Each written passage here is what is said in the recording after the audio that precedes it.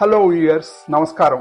ఈ రోజుల్లో మనందరికీ ఆహార వనరులు విస్తారంగా లభిస్తున్నాయి. అందువల్ల చాలా మంది వారి వారి ఇళ్లలో లేదా వారు వెళ్లే ప్రదేశాల్లో అందుబాటులో ఉన్న ఆహారాన్ని ఎక్కడ పడితే అక్కడ వేళాపాడా లేకుండా తీసుకోవటాన్ని ఇష్టపడుతున్నారు. ఇలా మనం హిందీ భాషలో ఉన్న సామెతలాగా ఏ దిల్ మాంగే మోర్ అంటే తెలుగు భాషలో ఇంకా తినాలి అనే దురాశలో చిక్కుకుపోతూ మన శరీర బరువును తగ్గించుకునే ప్రయోజనాన్ని కోల్పోతున్నాం. మీరు ఆలోచిస్తే మనందరము ఒక క్రమమైన పద్ధతి ద్వారా అనేక సార్లు ఈ ఎక్కువ సార్లు తినే సమస్యను అధిగమించవచ్చు. ఈ కొత్త ఆహారపు అలవాట్లను పాటించడం ద్వారా మన శరీరాలు మనము కొత్తగా అలవాటు చేసే దీని ఖచ్చితత్వానికి ఒక క్రమ పద్ధతిలో అలవాటు పడతాయి. ఈ కొత్త ఆహారపు అలవాట్లతో మీరు సరికొత్త విధానంలో శారీరక ఆరోగ్యాన్ని పొందగలుగుతారు. ఈ విషయంపై మరింత సమాచారం నా తదుపరి సెషన్ లో అందిస్తాను. మరుసటి సెషన్ లో కలుద్దాం.